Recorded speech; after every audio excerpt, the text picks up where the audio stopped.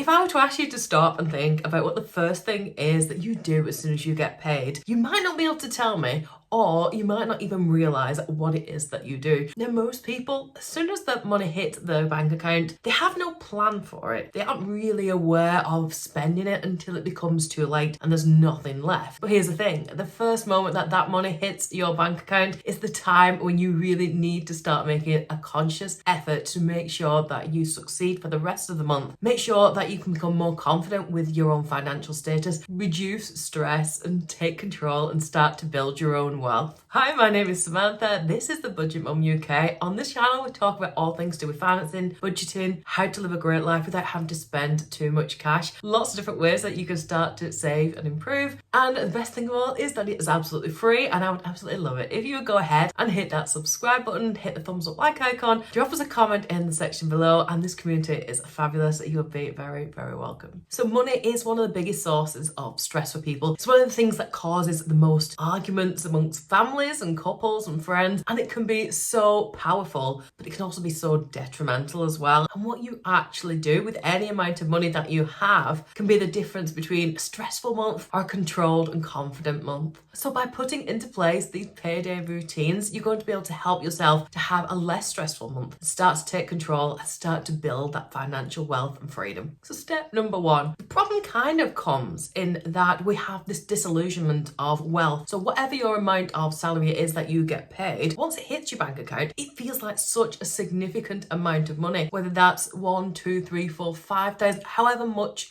your wage is. It's so much money and it becomes quite overwhelming. And then we get this false idea that we've suddenly got a lot of money, we're suddenly wealthy. When the reality is, when you break it down and see where everything has got to go and distribute it to the places that it needs to be to do its job, because that's mostly what it does, then suddenly we're no longer rich or overly wealthy. So the point here on step number one is to know your own baseline. You need to sit down with that money as soon as you've got it and decide exactly what its job is for that month. Where is it going to go? Now, there's lots of different rules and systems and ideas that you could put into place. I try and live by the 70-20-10 rule, but for you that might not work and you might need to scale it a little bit. It'll depend on your own personal circumstances, who you've got living with you, how much money you've got coming in your house, how much debt you might even owe to people as well. So whilst we do have rules to try and work towards, you do need to bear in mind they are just goals to work towards. They're not set in stone, and there is room for maneuver just to fit in with whatever might need to be done. But it's just a guide to help you to try and understand and work towards your own budget. Now, if you sit down and look through your numbers, you can use a fancy spreadsheet, you can use a budget planner, you can just sit down with a piece of paper. As long as you are aware of where your money is going and try and keep within those margins, then you're already making the right step forward and taking that control, that ownership. Do not leave it until the end of the month when all the money's already gone, it's already been spent, and you're wondering exactly, where did all my money go? So you may have already come across the concept of having an emergency fund, which I think is absolutely a great idea, and I'm going to come to that. It's a little bit later on in the step. But if you are brand new to saving and managing your own wealth, then there's a little step that you could do before it which would help you along the way for saving money. And that is to have a simple solution fund. So a simple solution fund talks about having about 1 month of your usual salary in place into a savings account. And whilst this would be a step towards an emergency fund, this is for things that are smaller. Things like your washing machine's gone, your car needs a repair, something that comes a crop in life where you just need a little bit of extra cash that you don't then have to start rooting around for and trying to find or borrowing more money for. It's just a simple solution to a quick fix to something that might not be going right along the way. And it's a good habit to get into as well, and it's a bit more achievable than the significant emergency fund, which we'll talk about shortly.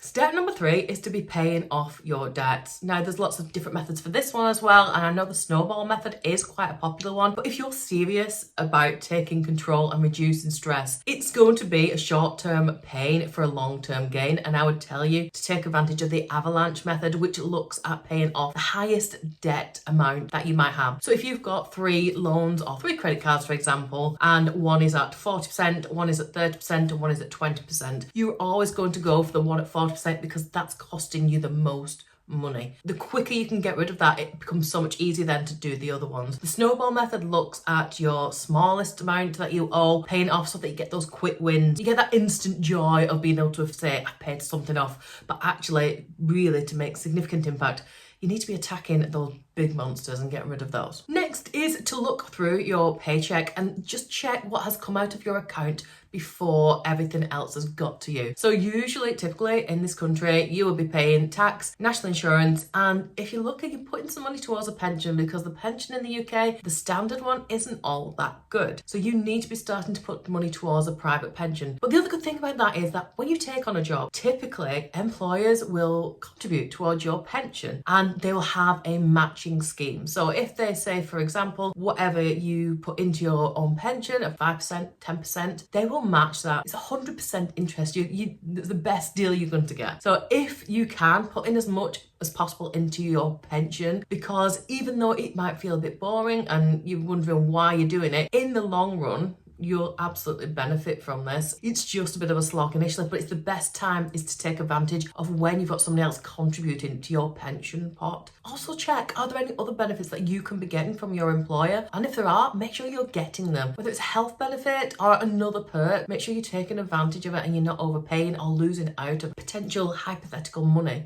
So step number 5 is piggybacking off of that early one where I said you need a quick solutions fund. You do need an emergency fund. So the emergency fund is a lot bigger and it's going to be a bit harder to achieve, but it is going to be so worth it. You want to look at trying to get yourself a fund of between 3 and 6 months of your current salary, because then if something significant happens, like if you become ill or you lose your job or for any other reason you need to take time off work, you've got that emergency fund there to land back on and without having to worry. Again, it's about taking control, it's about reducing that stress, and it's about making sure that you are comfortable and it's not an extra worry that you've got if you're in that kind of emergency situation. It's going to be a long game that you've got to start to save that money, but just think how much more comfortable and confident you'll feel once you've done it. So I've talked about savings for your pension, but you also need to be looking at tax avoidable schemes and savings as well. So things like in the UK, you're usually looking at stocks and shares ISA. In the States, it'll probably be your Roth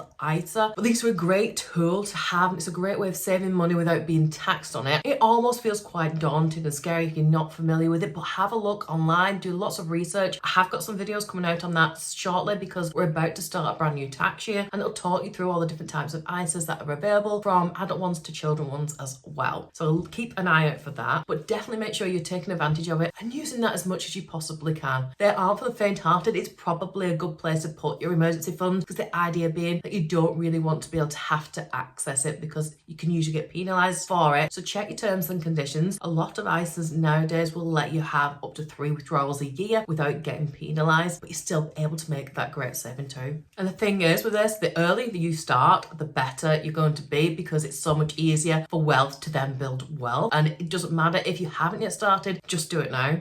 Start to take advantage right this minute and you won't be sorry that you did. The final point to make is to also make sure that when you're doing your budget, you are still planning and allowing yourself to have fun and have that fluid money to enjoy yourself. It is really tricky to stick to a budget, and it's even more tricky if you cut out all the fun elements of it and you stop enjoying it, because at the end of the day, the odds are you've worked really hard for that money. And if you are depriving yourself so much to the point of literal deprivation and you're missing out and you haven't planned to spend and enjoy yourself, first of all, you'll feel guilty when you do spend it, because you'll be thinking, I've already given myself a plan, I've given myself a budget, and I'm no longer doing it. Because you will feel so, out of it, you'll feel so withdrawn, you won't enjoy yourself, and you'll think, why am I doing this?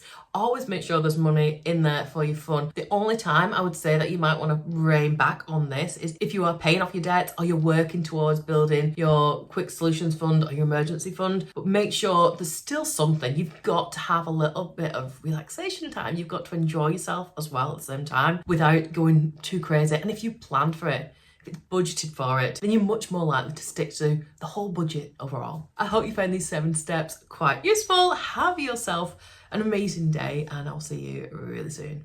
Bye.